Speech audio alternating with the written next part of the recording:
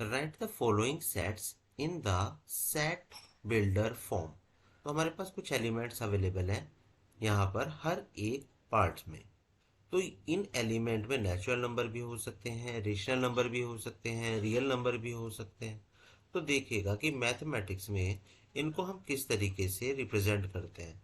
अगर मैं सभी नेचुरल नंबर की बात करूंगा तो वहां पर होता है कैपिटल एन। मैथ्स में आपको ये ध्यान रखना है कि सभी नेचुरल नंबर को हम कैपिटल एन से रिप्रेजेंट कराएंगे।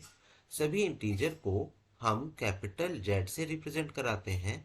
और उन इंटीजर्स में अगर सपोज कीजिए कि हमें only and only positive integer की ही बात करनी है, -3 -2 इनको हम यूज नहीं करना चाहते, हम सिर्फ यहाँ पर कर रहे हैं पॉजिटिव इंटीजर्स की बात, तो कैपिटल जेड का यूज करेंगे और प्लस का साइन आप अप्लाई कर देते हैं। तो ये आपको रिप्रेजेंट कराता है the set of positive integers. Similarly rational number के लिए आप कैपिटल क्यू का यूज करते हैं।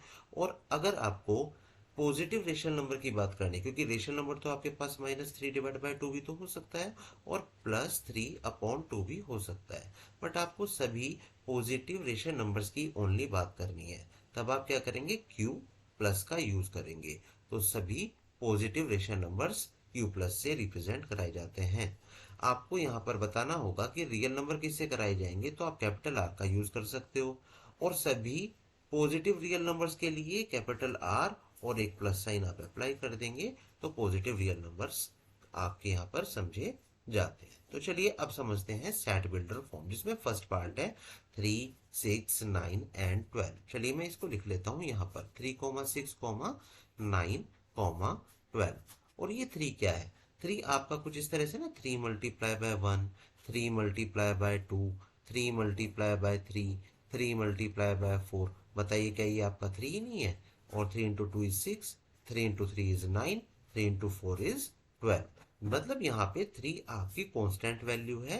1, 2, 3 एंड 4 ये सभी क्या है, वेरिएबल है। और इन वेरिएबल को अगर मैंने, जैसा कि अभी आपको बताया, ये आपको किस तरीके से दिख रहे हैं, नेचुरल नंबर, जिसको हम कैपिटल एन से यहाँ पर दिखाएंगे।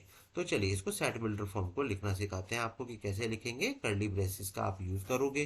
कर्ली ब्रेसेस का यूज करने के बाद आप कहेंगे कि ये जो 3 है, 6 है, 9 है, 12 है, इसको मैं बोलूंगा एक्स। अब ये एक्स क्या है, x such that x is equal to, ये जो 1, 2, 3, 4 है, इसको मैं वेरिएबल को एन से बता देता हूँ। एन एन मतलब ये सभी किस फॉर्म में आ रहा है, 3n की फॉर्म में मुझे देखने के लिए मिल रहा है। ये भी 3n है, ये भी 3n है, ये भी 3n है, और ये भी 3n ही दिख रहा है। तो x such that x is equal to 3n।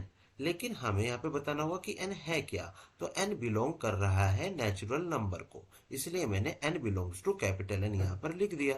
And ये जो n है ये कहाँ पर लाई कर रहा है, ये 1 से लेकर 4 तक लाई करता है। तो मैंने यहाँ पे लिखा n इज ग्रेटर देन और इक्वल टू 1, लेस देन और इक्वल टू 4। ये हमने यहाँ पर बता दिया। तो यही क्या है, आपका सेट बिल्डर फॉर्म कही जाती है।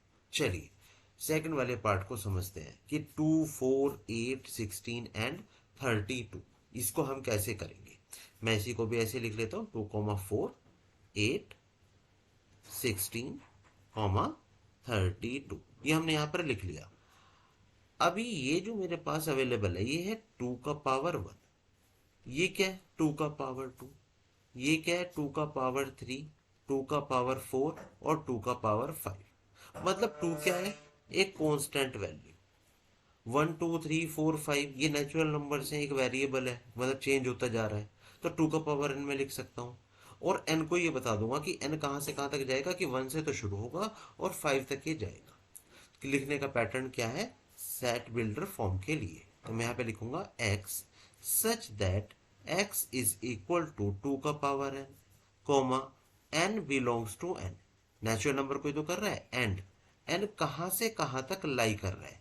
तो ये 1 से तो स्टार्ट हो रहा है और 5 तक ये यहाँ पर जा रहा था। दैट्स इट, ये आपका सेट बिल्डर फॉर्म हो गया।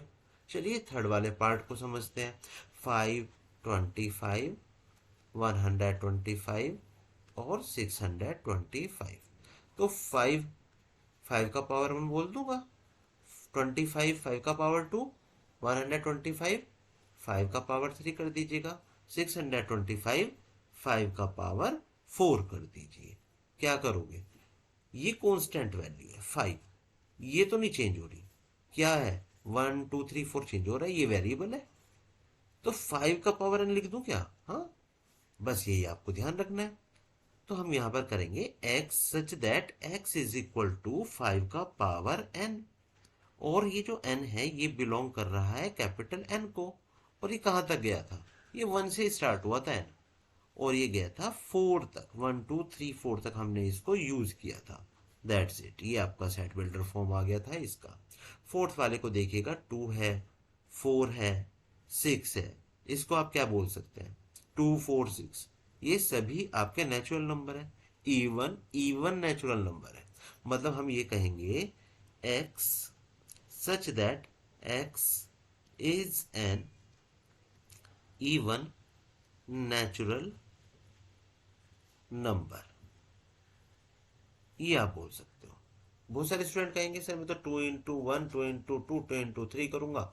हाँ, उससे भी कर सकते हो, लेकिन उससे पहले तो हमने यही सीखा हुआ है ना कि x is an even natural number. अगर 2 4 6 8 10 इस तरह से आपको दिखेगा तो ये सभी इवन नंबर्स होते हैं, और नेचुरल है तो ऑब्वियस है कि इवन नेचुरल नंबर हो गए। तो हम सिंपल हमने यहाँ पे इसको लिख दिया। आइए चलिए, 1 से लेकर 100 तक ही चल रहा है, लेकिन 1 4 9 हमें ऐसे देखने के लिए मिल रहे हैं। इसका मतलब क्या है? इसको मैं 1 का पावर 2 लिख सकता हूँ, 2 का पावर 2 लिख सकता हूँ, 3 का पावर 2 लिख सकता हूँ, 10 का पावर लिख सकता हूँ।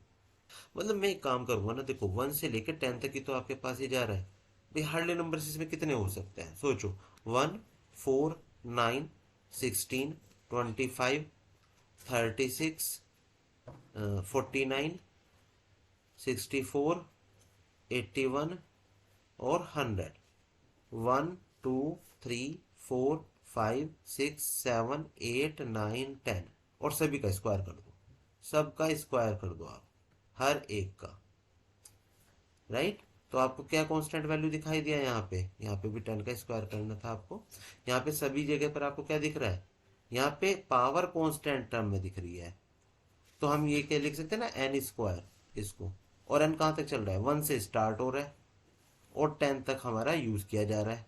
तो चलिए इसको भी लिख देते हैं, x such that x is equal to n square, comma n क्या कर रहा है? n बिलोंग कर रहा है कैपिटल N को, एंड स्मॉल n जो है ये 1 से तो स्टार्ट हो रहा है, कहाँ तक यूज किया जा रहा है? 10 तक यूज किया जा रहा है। तो ये सभी आपकी क्या थी? Set builder form. मतलब आपको रोस्टर फॉर्म से सेट बिल्डर फॉर्म में कन्वर्ट करना आना चाहिए, और सेट बिल्डर फॉर्म से रोस्टर फॉर्म में कन्वर्ट करना आना चाहिए।